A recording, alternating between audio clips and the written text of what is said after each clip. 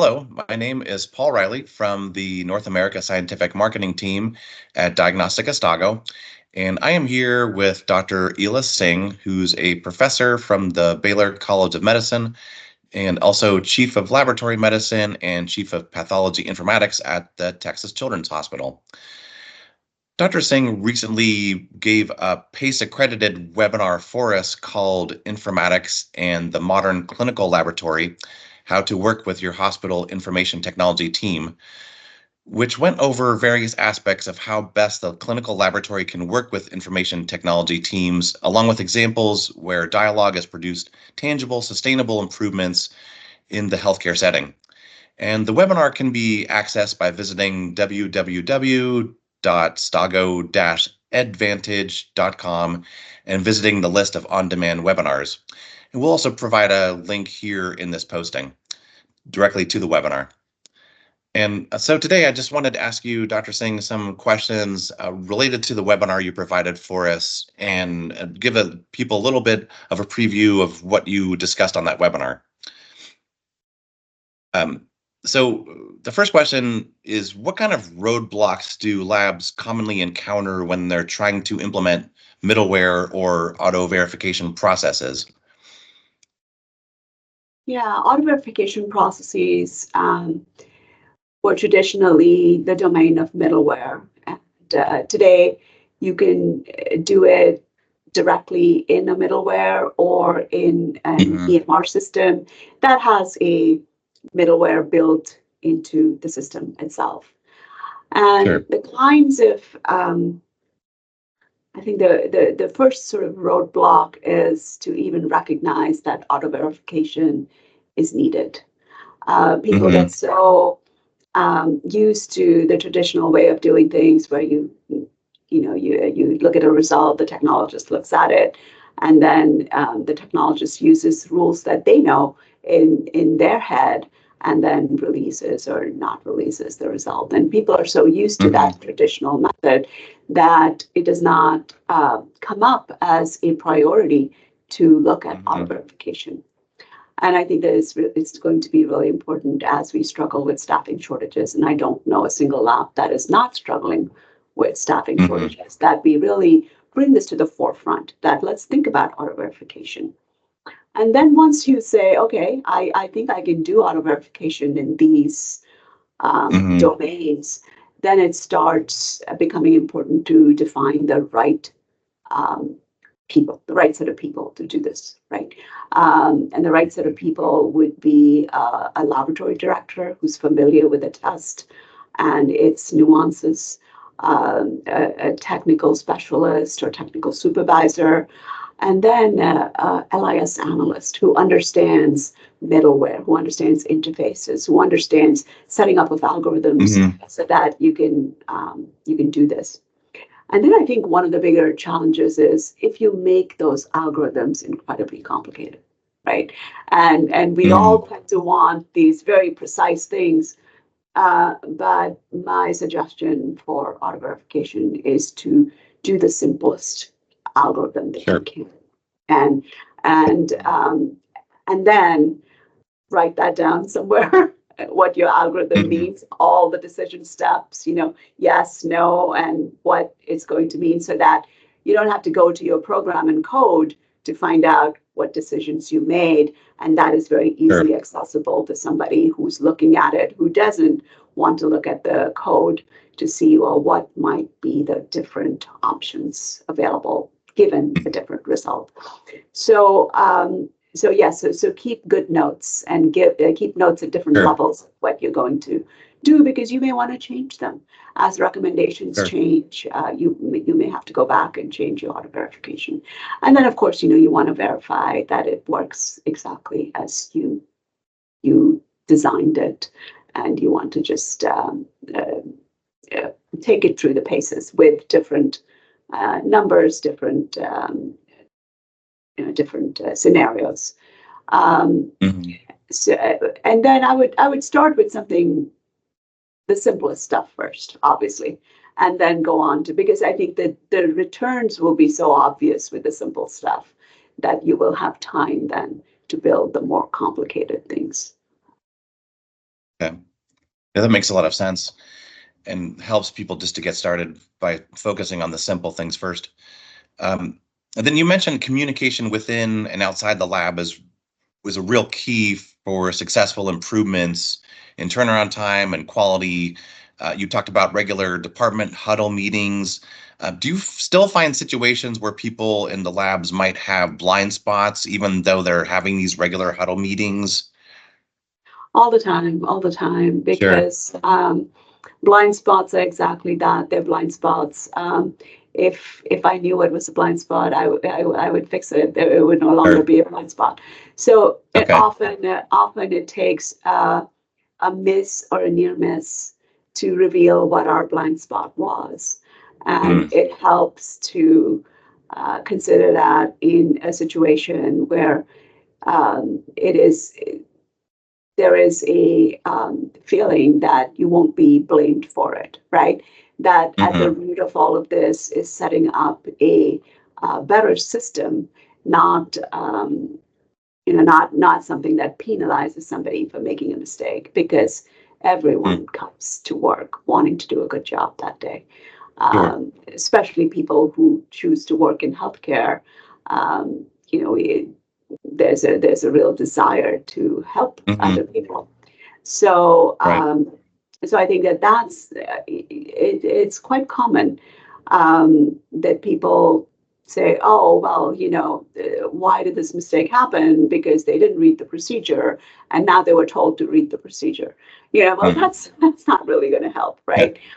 Sure. Um, so, so you really need to sort of really get to the bottom of why an error took place, Sure. and if they didn't read the procedure, why did they not read the procedure? Was it just too difficult to read? Was it Hmm. 25 pages of it in complicated language?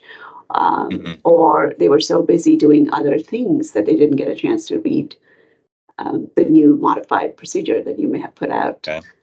last week. So I think Sure. it only becomes clear when you have these communication channels open, Hmm. because on paper it looks very simple, but then when you start talking about them, it becomes much more clear what is at the Okay. root of the problem. And there's also often fear, right? Hmm. In the lab medicine world, we have technologists coming from all over the world, coming from very Hmm. different cultures. And one Right. of my lab managers said that some of us come from cultures where if you admitted a mistake, you would be Hmm. fired, right? Sure. So you have to also acknowledge that. And all of that comes Hmm. out when people talk. If people don't talk, it's very hard to really get to the bottom of anything. So those communication channels, talking or any other way, Hmm. are really important. Okay. And then in the webinar, you also discussed how hospitals should prepare for cyber attacks and an effect on the laboratory, and having some backup workflows in place what if an attack occurs. And then do you recommend regular drills and keep reminding people of those backup workflows if those uh, Uh, attacks happen? no, of course, we recommend regular drills, but even in our own place, we haven't figured out a good way to do those drills. So if you Mm-hmm. think about it, we have an electronic medical record that gets an update twice a year. We accept those Sure. updates 2 times a year. So the whole system goes down for a little bit in the middle of the night Mm-hmm. for accepting all of those updates. And of course, we thought that Mm-hmm. that would be a great time to test our downtime procedures, except Mm-hmm. people said they're so busy during that particular downtime. Now that's not I really a see. good time to test it, right? So Okay. so we want to be able to test these a couple of times a year, but I think the best we'll be able to do is to just make sure that all the systems work, not actually Right. test a real in a situation of a real downtime. So I see. so I see. that's what we are planning to do. But should you have the resources to do it during an actual Mm. planned downtime event, I would say that would be just the best way to do it. Okay, that makes sense. And then finally, you talked about testing reductions or standardization of testing, optimization of the certain panels. And then one could imagine some different cost savings associated with those optimizations of practices based on what you presented. But then what kind of studies have you seen that really measured these cost savings after implementation of lab informatics tools? Yeah, so I think there's a fair amount of body of work to show Sure. that laboratory stewardship of tests really does result in savings. Okay. What where what we're doing differently from many other places is that we're doing it almost all in the informatics realm, right? We're staying Mm-hmm. with the electronic medical record. We're changing how people request tests. Mm-hmm. We're not doing the old-fashioned way where somebody orders a test and then someone in the lab picks up the phone. Usually, it's a first-year resident who then Mm-hmm. tries to get at why this test might be clinically necessary, and Sure. then they're put in this difficult situation of having that clinician talking them out of the test, and Oh. why should an experienced attending really listen to a novice clinician, right? Mm-hmm. But even with those, people have seen a fair amount of success. Okay. What we have done is we tell them while they're placing the order that this Mm-hmm. is really a request that will be reviewed, and Mm-hmm. don't think of it as an order, that it's a command that you give and we perform. This is really a request that will be considered. And so then we ask certain questions, and then it's Mm-hmm. always a faculty member who then um, does the final review of whether this test is needed or not. Okay. And if it's not needed, then what else can they suggest? Can they Sure. suggest waiting for some results that might be in the pipeline? Do they suggest Mm-hmm. an alternative, more specific, targeted result Mm-hmm. test, and so on? And so then it's an attending to attending conversation. And it's almost Okay, that like makes sense.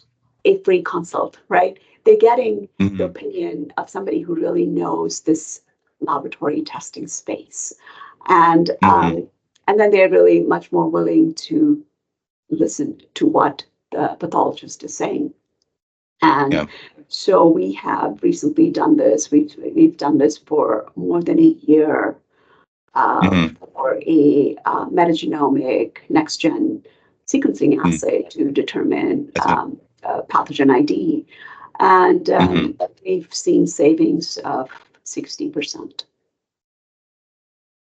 right?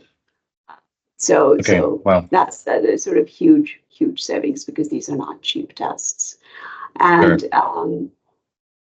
and we also, to go a little bit deeper into this, we also have a process of appeal that is inbuilt into this.